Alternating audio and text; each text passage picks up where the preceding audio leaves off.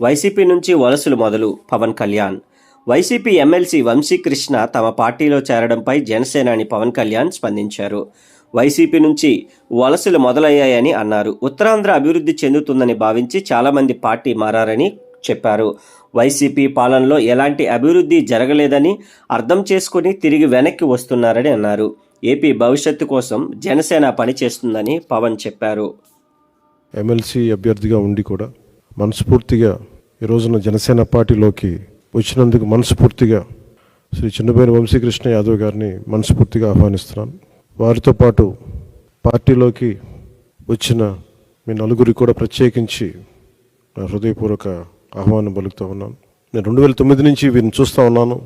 చాలామంది ఆ రోజుల్లో ఇంక్లూడింగ్ తెలంగాణలో కూడా చాలామంది యువరాజ్యంలో ఉన్న వ్యక్తులు చాలామంది కీలకమైన నాయకులు అయ్యారు ఈ రోజున, అటు తెలంగాణలోనూ ఇటు ఆంధ్రాలో.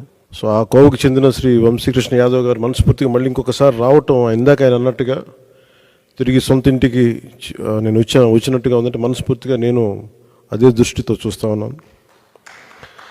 ఇది అలాగే ఆయన వచ్చిన విధానం నాకు చాలా నచ్చింది. ఏ సమస్యల మీద ఇవన్నీ ప్రస్తావించకుండా భావజాలం ఇది మరింతగా ఆకట్టుకుంది. ఆయన పార్టీలోకి రాకముందు చర్చల మీద నేను అర్థం చేసుకుంది. వైఎస్ఆర్సీపీ పాలన గురించి వీటి గురించి ఏమి కాకుండా నేను ప్రత్యేకించి ఇంతకుముందు ఎట్లాగైతే ఆకర్షితున్నాయి నేను 2009లో వచ్చాను. అది కూడా చాలా స్వల్ప తేడాతో ఓడిపోయారు విశాఖ తూర్పు నియోజకవర్గం నుంచి. 2014 కూడా అదే పరిస్థితి. కానీ పోటాపోటీగా మళ్ళీ ఎమ్మెల్సీ ఎన్నికల్లో పోటీపడి గెలిచి ఆ విజయం మరి ఇలాంటి బలమైన నాయకుడిని జనసేనకి మనస్ఫూర్తిగా ఇష్టపడి వచ్చినందుకు ఇంకొక మారు మనస్ఫూర్తిగా ధన్యవాదాలు తెలుపుకుంటూ, ఏ నమ్మకంతో అయితే జనసేనలోకి వచ్చారో మీకు మనస్ఫూర్తిగా నేను వ్యక్తిగతంగా పార్టీ పరంగా భరోసా ఇస్తున్నాను. మీకు అండగా ఉంటాం. మీతో పాటు వచ్చిన మీ అందరికీ కూడా ఈ రోజున కండువాలించిన ప్రతి ఒక్కరు కూడా పేరు పేరున మీరు ఒకళ్ళు ఇద్దరు నాకు ఖచ్చితంగా యువరాజ్యంలో చేశారని అనుకుంటా ఉన్నాను. మీరు చేశారు దుర్గాప్రసాద్ గారు. సో మీ అందరికీ మరోమారు మనస్ఫూర్తిగా స్వాగతం పలుకుతూ, నేను చూస్తుంది మీకు ఆయనతో పాటు గత దశాబ్దన్నర కాలంగా ఉన్నారు కాబట్టి ఆయనకి ప్రత్యేకించి మీకు చెప్తున్నాను. ఇది ఆయన్ని నేను ఒక నియోజకవర్గం దృష్టితో చూడట్లేదు. అలాంటి బలమైన వ్యక్తులు రాష్ట్రానికి చాలా అవసరం. రాష్ట్ర స్థాయి నాయకుడిగా ఆయన ఎదగాలి. మనస్ఫూర్తిగా దానికి నా వంతు కృషి నేను చేస్తానని మీకు తెలియజేసుకుంటూ, ఆయన నమ్మి మీరు ఇంతకాలం ఆయనతో ఉన్నందుకు మీరు మనస్ఫూర్తిగా భవిష్యత్తులో ఆయనకి మంచి భవిష్యత్తు వేసేలాగా పార్టీ చాలా నిర్మాణాత్మక చర్యలు తీసుకుంటాం. చాలా బలంగా ఆయనకి అండగా ఉంటామని తెలియజేసుకుంటూ, దీనికోసం ఆయన పార్టీలో చేరిక వచ్చిన ఇక్కడ జనసేన నాయకులందరికీ దీనిని ఒక క్రమంలో తీసుకొచ్చిన పిఎస్సి చైర్మన్ పెద్దలు నాయకులు నాదెండ్ల మనోహర్ గారికి కూడా ప్రత్యేక ధన్యవాదాలు తెలుపుకుంటూ, ఈ సందర్భంలో ఎన్నికలు రాబోతున్నాయి. హార్డ్లీ ఒక 70-80 రోజుల్లో ఉన్నాయి. ఈ ఎన్నికలు ఆంధ్రప్రదేశ్ భవిష్యత్తుని నిర్దేశించే ఎన్నికలు ఇవి. ఏ అభివృద్ధి కోసం అయితే మీరు అందరూ అహిర్నిశలు వైసీపీకి దాదాపు 2014 నుంచి ఆవిర్భావం నుంచి ఆయన పనిచేసిన వ్యక్తి. అంటే మీ అందరి ఆశలు కూడా ఉత్తరాంధ్ర అభివృద్ధి కానీ మీ వ్యక్తిగతంగా మీరు ఎదగడంతో పాటు ఉత్తరాంధ్ర అభివృద్ధి, రాష్ట్ర అభివృద్ధిని ఆకాంక్షించే మీరు చేశారు. అది ఎంతవరకు జరిగిందనేది మీకు అందరికీ తెలుసు. కానీ మీ ఏ ఉద్దేశం కోసం అయితే మీరు రాజకీయాల్లోకి వచ్చారో, ఏ ఉద్దేశం కోసం అయితే ఒక పార్టీని యువరాజ్యం తర్వాత మళ్ళీ మీరు నమ్ముకొని వైఎస్ఆర్సీపీలోకి వెళ్ళి చాలా అండగా నిలబడిపోయారు. మీరు ఇంత మాత్రం ప్రేమ నమ్మకం చూపిస్తే దానికి నేను 100 చేసేవాడిని. సో దాన్ని దృష్టిలోనే పెట్టుకోండి. ఇది ప్రత్యేకించే సందర్భంలో చాలా మాట్లాడాలని ఉంది, కానీ ఇంకా సమయం ఉంది, వాటి గురించి మాట్లాడతాను. ఇంకా నాకు ఆంధ్రప్రదేశ్ భవిష్యత్తు చాలా ముఖ్యం. జనసేన చాలా కీలకమైన పాత్ర వహించాలి భవిష్యత్తులో. ఆ కీలకమైన పాత్రలో వంశీకృష్ణ యాదవ్ గారు కూడా చాలా ముఖ్య భూమిక వహించాలి. దానికి నా వంతు కృషి చేస్తానని తెలియజేసుకుంటే మీ అందరికీ ధన్యవాదాలు తెలుపుకుంటూ సెలవు తీసుకున్నాను. జై జనసేన, జై హింద్. పోటీ చేయలేకే వైసీపీ ఎమ్మెల్యేలు పారిపోతున్నారు. లోకేష్. వైసీపీ నుంచి పోటీ చేయలేకే ఎమ్మెల్యేలే పారిపోతున్నారని టీడీపీ నేత నారా లోకేష్ ఎద్దేవా చేశారు. టీడీపీ క్యాడర్ను ఇబ్బంది పెట్టిన వారిని పార్టీలో చేర్చుకోం, ఎవరిని కదిలించినా వైసీపీ ప్రభుత్వం చేసింది సున్నా అంటున్నారు. పార్టీ శ్రేణులు 100 రోజులు కష్టపడి చంద్రబాబును సీఎం చేయాలి. మంగళగిరి ప్రజలకు సొంత ఖర్చుతో 27 పథకాలు అమలు చేస్తున్నా ఓడిన చోటే గెలవాలని, మరో చోటుకు వెళ్లలేదు అని మంగళగిరిలో పార్టీ నేతలతో వ్యాఖ్యానించారు. గత 4 సంవత్సరాలు 9 నెలలుగా గత 4 సంవత్సరాలు 9 నెలలుగా మీరు ఎదుర్కొంటున్న సమస్యలు నేరుగా నేను చూశాను. కష్టకాలంలో మీకు నేను అండగా నిలబడ్డాను. మంగళగిరి నియోజకవర్గానికి ఒక మాస్టర్ ప్లాన్ కూడా వేదిక మీద పెద్దలతో కలిసి మేము రూపొందించాం. మొదటిది, మంగళగిరి నియోజకవర్గంలో ఉన్న నిరుపేద కుటుంబాలకి ఇల్లు కట్టించి అందజేసే బాధ్యత నేను తీసుకుంటాను. అందుకే ఆనాడు 20,000 ఇల్లు కట్టిస్తానని శిలాఫలకం కూడా వేస్తాం జరిగింది. రెండోది, మన నియోజకవర్గంలో ఎస్ఐడ్ భూములు, ప్రభుత్వ భూములు, ఇంకో పక్కన ఇరిగేషన్ భూములు, ఎండోమెంట్ భూముల్లో దశాబ్దాలుగా ఇల్లు కట్టుకుని నివసిస్తున్న వాళ్ళు ఉన్నారు.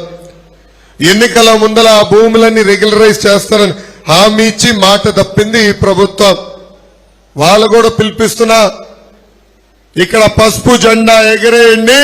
మన ప్రభుత్వ అధికారంలోకి వచ్చిన మొదటి 2 సంవత్సరాలు అది రెగ్యులరైజ్ చేసే బాధ్యత మేము తీసుకుంటాం. ఇంకా తిట్కో ఇల్లు పరిస్థితులు మనం చూసాం. మౌలిక సదుపాయాలు లేక అక్కడ ప్రజలు అనేక ఇబ్బందులు ఎదుర్కొంటున్నారు. వాళ్ళకి మౌలిక సదుపాయాలు కల్పించే బాధ్యత మేము తీసుకుంటాం. ఇంకా U1 జోన్ రైతులకి ఎమ్మెల్యే గారు అనేక హామీలు ఇచ్చి ఇప్పుడు టోపీ పెట్టి ఆయన పారిపోయాడు. పాప రైతులు అనేక ధర్నాలు చేశారు. ఆ U1 జోన్ ని కూడా రెగ్యులరైజ్ చేసే బాధ్యత మనం తీసుకుంటామని ఈ సభాముఖంగా తెలుపుతున్నాం. ఇంకా స్వర్ణకారులు కేవలం మన నియోజకవర్గంలో కాదు, రాష్ట్ర వ్యాప్తంగా ఉన్న స్వర్ణకారులందరూ అనేక ఇబ్బందులు ఎదుర్కొంటున్నారు. వాళ్ళకి ప్రత్యేక కార్పొరేషన్ ఏర్పాటు చేస్తానని పాదయాత్రలు నేను ఇప్పటికీ హామీ ఇచ్చా. ఇంకా నియోజకవర్గంలో రోడ్ల పరిస్థితులు నాకన్నా మీకే బాగా తెలుసు. ట్రాఫిక్ కూడా విపరీతంగా పెరిగింది. కనీసం ఒక ఫ్లైఓవర్ కానీ అండర్ పాస్ ఈ ప్రభుత్వం వేసే పరిస్థితులు లేదు. అది ఏర్పాటు చేసే బాధ్యత మనం తీసుకుంటాం.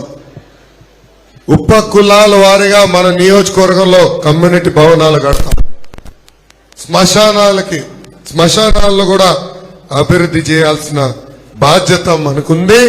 తప్పనిసరిగా స్థలం కేటాయించి అన్ని గ్రామాల్లో శ్మశానాలు కూడా ఏర్పాటు చేసే బాధ్యత మన ప్రభుత్వం తీసుకుంటుందని ఈ సభాముఖంగా హామీ ఇస్తున్నాం. ఇంకా రైతాంగం కూడా తీవ్రంగా నష్టపోయింది. అకాల వర్షాల వల్ల పంట నష్టం అవుతే కనీసం వచ్చి చూసే పరిస్థితిలో ఈ ప్రభుత్వం లేదు. వాళ్ళకి నేను అండగా నిలబడతానని హామీ ఇస్తున్నా. ఇంకా మన నియోజకవర్గంలో తాగునీటి సమస్య తీవ్రంగా ఉంది. డ్రైన్లు కూడా ఎంత అధ్వానంగా ఉందో నాకన్నా మీకే బాగా తెలుసు. డ్రైన్లు కూడా భూగర్భ డ్రైనేజ్ చేసే బాధ్యత మనం తీసుకుంటామని ఈ సభాముఖం మీ అందరికి నేను తెలుపుతున్నా. ఇంకా మన ముందలుంది కేవలం 100 రోజులు మాత్రమే. నాకు సమయం ఉన్నప్పుడు మన నియోజకవర్గంలో ఉన్న పెద్దవారి ఇంటికి నేను వెళ్తాం జరుగుతుంది. నిన్న 3 ఇళ్ళకి వెళ్ళాను, ఈ రోజు కూడా వెళ్తున్నాను. నాకు సమయం దొరికినప్పుడే అందరినీ కలుస్తాను. దయచేసి ఇక్కడ ఉన్న వాళ్ళు ఎవరు ఏమనుకోబోతే ప్రోటోకాల్ అన్న పదం మర్చిపోండి. కలిసికట్టుగా పనిచేద్దాం. హడావుడి లేకుండా ప్రజల్ని కలవాలని నేను కోరుకుంటున్నాను. మీరందరూ సహకరించవలసిందిగా ఈ సభాముఖంగా కోరుతున్నాను. రెండోది, ఓటర్ వెరిఫికేషన్. ఎప్పుడు లేని విధంగా క్లస్టర్, యూనిట్, బూత్ వ్యవస్థ మనం ఏర్పాటు చేసుకున్నాం. ఈ వ్యవస్థ ద్వారా ప్రతి ఓట్, ప్రతి క్షణం మనం మానిటర్ చేయాల్సిన అవసరం ఉంది. ఇది మనందరం సీరియస్ గా తీసుకోవాలి. ఇంకా బాబు షూరిటీ భవిష్యత్తు గ్యారంటీ కింద చంద్రబాబు నాయుడు గారు సూపర్ 6 హామీలు ప్రజలకు ఇచ్చారు. మహిళలు కానివ్వండి, మా బీసీ సోదరులు కానివ్వండి, యువత రైతులు కానివ్వండి, నిరుద్యోగ యువకులు కాని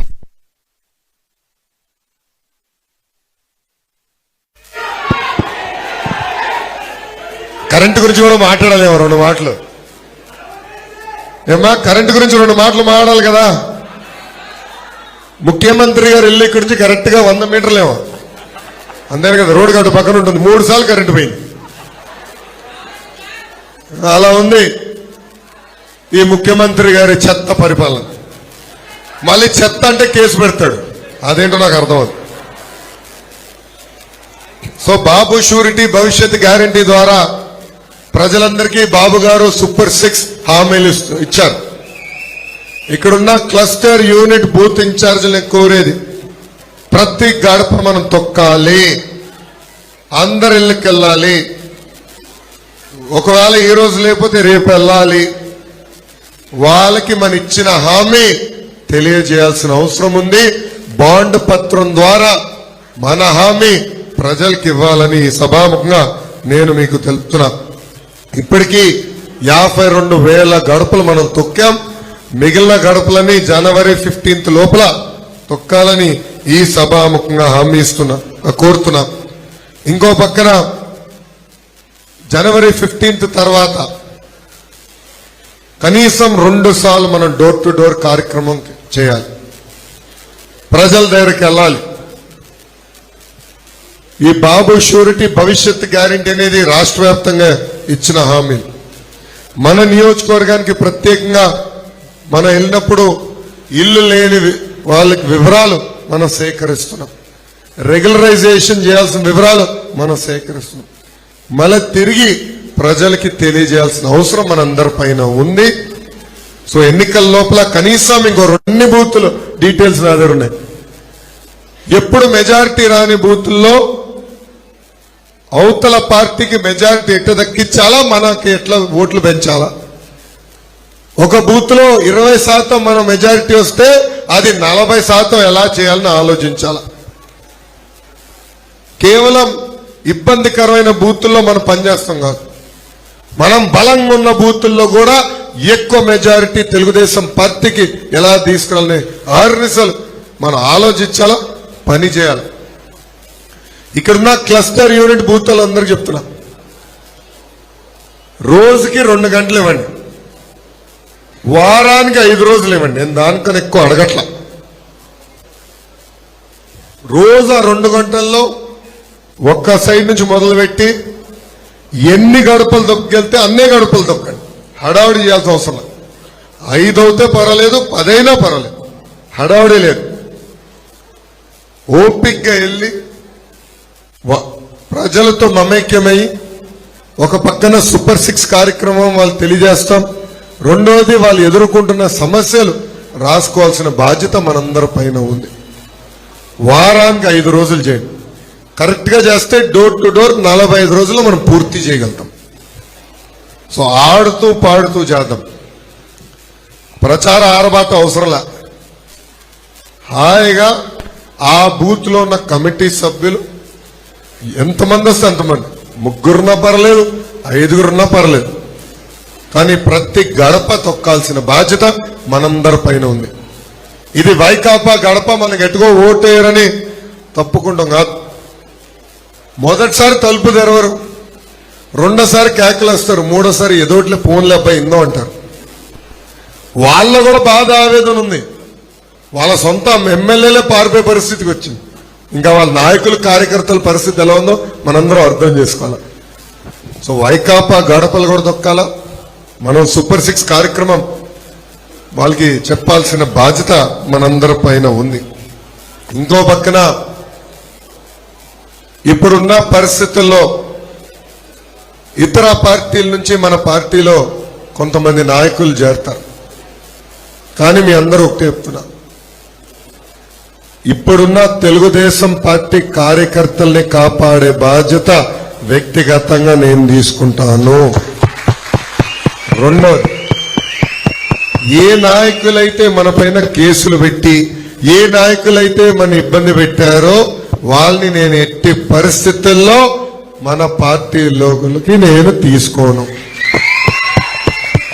సో మీకు ఎలాంటి సందేహాలు ఉండాల్సిన అవసరం లేదు. ఎవరు ఎంత కష్టపడ్డారు, ఎవరు ఎంత తిరిగారో నాకు తెలుసు కనుక మీకు ఎలాంటి డౌట్ అవసరం లేదని ఈ సభాముఖంగా తెలుపుకుంటూ ఇక్కడున్న మిమ్మల్ని అందరినీ నేను కోరుతున్నా, మనందరం కష్టపడాలి. గత 4 సంవత్సరాలు 9 నెలలుగా మనం చేసిన పోరాటం ఒక ఎత్తు అయితే రాబోయే 100 రోజుల్లో నిజమైన యుద్ధం ఉంది.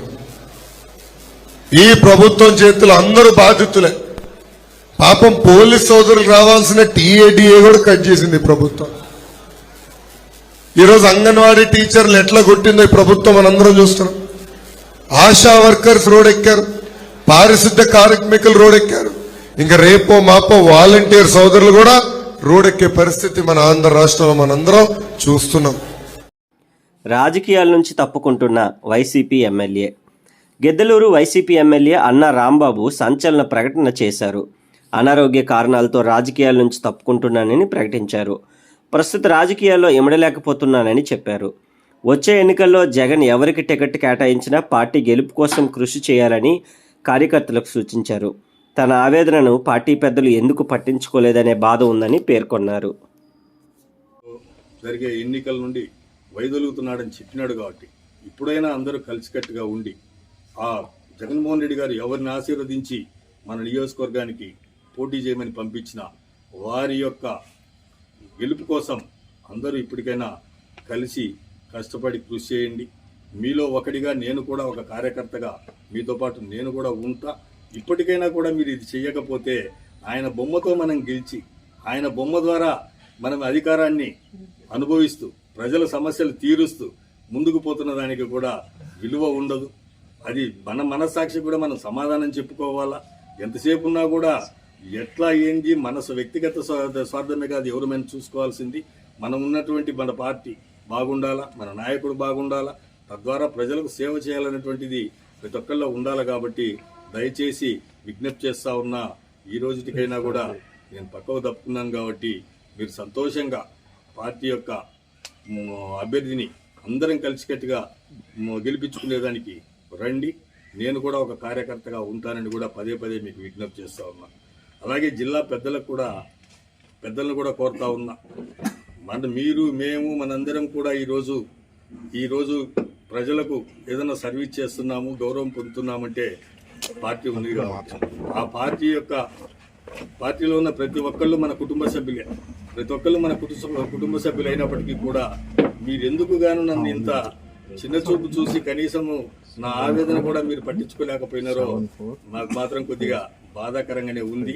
మేము ఎంతో ఒకవేళ వ్యాపార కులస్తుని అయినప్పటికీ కూడా ఇంత జిల్లా పెద్దల్లో కూడా నన్ను ఇంత చిన్న చూపు చూడడం అనేది కూడా బాధ అనిపిస్తుంది అనేది కూడా వ్యక్తపరుస్తూ ఫైనల్గా 2009 సంవత్సరంలో నన్ను ఆశీర్వదించి గిద్దలూరు నియోజకవర్గానికి పంపించినటువంటి మెగాస్టార్ చిరంజీవి గారికి, నన్ను ఆశీర్వదించి మొదటి దఫా శాసనసభ్యుని చేసినందుకు గిద్దలూరు నియోజకవర్గ ప్రజలకు, ఆ రోజున్నటువంటి కేడర్ మొత్తానికి, అలాగే ఓడిపోయినప్పటికీ కూడా నన్ను వెన్నంటి ఉన్నటువంటి తెలుగుదేశం పార్టీలో ఉన్నటువంటి నాయకులకు, నన్ను ఆదరించిన వ్యక్తులకు, అలాగే 2019 సంవత్సరంలో రాష్ట్ర చరిత్రలోనే రెండవ అతి పెద్ద మెజార్టీ ఘనత నా పేరున రికార్డు ఉండేలాగా నన్ను ఆశీర్వదించి పంపించిన గౌరవ ముఖ్యమంత్రి వర్యులు జగన్మోహన్ రెడ్డి గారికి, అలాగే గిద్దలూరు నియోజకవర్గ ప్రజలకు అందరికి కూడా ఎల్లవేళలా నేను కృతజ్ఞతగా ఉంటానని చెప్పేసి కూడా విజ్ఞప్తి చేస్తూ, ఏ పార్టీలోనైనా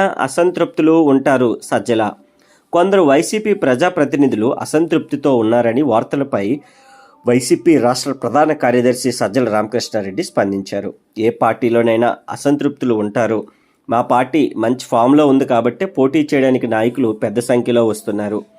అసంతృప్తులు లేకపోతే అది చెల్లని పార్టీగా అనుకుంటారు. మంచి పాలన అందించాం, ఎన్నికల్లో అద్భుతంగా విజయం సాధించబోతున్నామని ధీమా వ్యక్తం చేశారు. సహజంగానే ఇప్పుడు ఇక్కడ కలిసిన వాళ్ళు చాలా మంది ఆస్పిరెంట్స్ వస్తారు, ఆశావాహులు ఉంటారు, వాళ్ళని సపోర్ట్ చేసే వాళ్ళు ఉంటారు. ఏ పార్టీలో అయినా ఉంటుంది. ఏ పార్టీకి అయితే ఎక్కువ బలం ఉందో ఏ పార్టీలో అయితే ఎక్కువ మంది నాయకులు ఉన్నారో, డిమాండ్ ఉందో అక్కడే ఎక్కువ ఉంటుంది తాకిడి. అది లేకపోతే ఎత్తిపోయిన పార్టీ అయినట్టు. ఎవరు అడగలేదు, ఎవరిని వ్యతిరేకించలేదు, అసలు ఏమీ లైఫ్ లేదంటే అది ఎత్తిపోయిన పార్టీ, ఎందుకు పనికిరాని చల్లని నాణ్యం అనుకోవాలి. ఆ పార్టీ బాగా మంచి దీని మీద ఫామ్లో ఉంది, బ్రహ్మాండమైన రూలింగ్ ఇచ్చాం, ఎన్నికల్లో బ్రహ్మాండంగా పర్ఫామ్ చేయబోతున్నాం కాబట్టి, నాయకులు ఉన్నారు కాబట్టి ఆస్పిరెంట్స్ ఉన్నారు. అది చాలా సహజంగా జరిగేది. దాన్ని వాళ్ళు కూర్చోబెట్టి మాట్లాడతాం, అందరినీ చేస్తాం, ఒక తాటి మీదకి వస్తారు. అభ్యర్థులు ఎవరైతే వాళ్ళ తరఫున బ్రహ్మాండంగా పార్టీ తరఫున ప్రచారం చేస్తారు, బ్రహ్మాండమైన ఫలితాలు కూడా వస్తాయి. కాబట్టి దాని గురించి ఎవరు వరి కావాల్సిన అవసరంలా, ఏదో జరిగిపోతుందని దాన్ని ఇంటర్ప్రిట్ చేయాల్సిన అవసరం కూడా లేదు. నా పేరు రవికిరణ్. నేను కొత్తూరు 1 సచివాలయంలో వాలంటీర్గా పనిచేస్తున్నాను. మాది అనకాపల్లి మండలం, అనకాపల్లి జిల్లా. మమ్మల్ని గోను సంచులు మోసే ఉద్యోగాలు అన్నారు, అమ్మాయిలు కిడ్నాప్ చేసే ఉద్యోగాలు కూడా అన్నారు. అలాగే మమ్మల్ని చాలా మంది చాలా రకాలుగా ఇన్సల్ట్ చేశారు. అలా ఇన్సల్ట్ చేసిన వాళ్ళు ఈ రోజున మా మీద ఏదో సానుభూతి చూపిస్తున్నట్టు ఇప్పుడు మా దగ్గరకు వస్తున్నారు. మరి ఎందుకు చేస్తున్నారు ఏంటో అన్నది మాకైతే అర్థం కాలేదు. జగనన్న మాకు సంవత్సరానికి ఒకసారి పురస్కారాలు ఇస్తూ మమ్మల్ని ఎంతో ఉత్సాహపరుస్తున్నారు. అలాంటి జగనన్నకు మేము వ్యతిరేకంగా వెళ్తున్నామని, వ్యతిరేకంగా సమ్మె చేస్తున్నామని, మరి ఎందుకు ఎల్లో మీడియా ప్రతిపక్ష నాయకులు మరి ఎందుకు ఇలా చేస్తున్నారు అన్నది మాకైతే ఏం అర్థం కాలేదు. ఆంధ్ర రాష్ట్రంలో ఉన్న 2.5 లక్షల మంది వాలంటీర్లు మా సీఎం జగన్ గారికి ఎన్నడూ ఏనాడైనా ఎప్పుడైనా వ్యతిరేకంగా మాత్రం పని చేయబోయేదే లేదు. We are with you CM Jagan sir. నా పేరు వెంకటలక్ష్మి. మేము అనకాపల్లి 5th సచివాలయం నుంచి మాట్లాడుతున్నాము. మేము ఫస్ట్ 2019 ఆగస్ట్ 15న ఈ వాలంటీర్ లోకి జాయిన్ అయ్యాము. అప్పటి నుంచి కూడా ఇప్పటి వరకు కూడా జగన్ గారి పైనుంచి ఏవైతే పథకాలు ప్రవేశపెట్టారో వాటిని అమలు చేస్తూ ఇప్పటి వరకు కూడా ప్రజలకి, నెక్స్ట్ సచివాలయాలకి, వాళ్ళకి మధ్యన వారధులుగా నిలిచి ఇప్పటి వరకు సేవాభావంతో మేము పనిచేస్తున్నాం. అంతే తప్ప ఇప్పుడు ఈ పార్టీ వాళ్ళు, ఆ పార్టీ వాళ్ళు వచ్చి వాలంటీర్లు సమ్మె చేస్తున్నారు, ఇవన్నీ అలాంటి దుష్ప్రచారాలు చేస్తున్నారు. కానీ అలాంటివన్నీ ఫేక్ న్యూస్లు. మేము ఎటువంటి సమ్మెలు చెయ్యట్లేదు. ఇదంతా కూడా చూసిన వాళ్ళు కానీ ఎవరైనా సరే ఫేక్ న్యూస్ గా భావించి మేము చేస్తున్నాం అన్నది నిజం కాదు, అబద్ధం అని గ్రహించాలని మనవి. We are with you CM Jagan sir.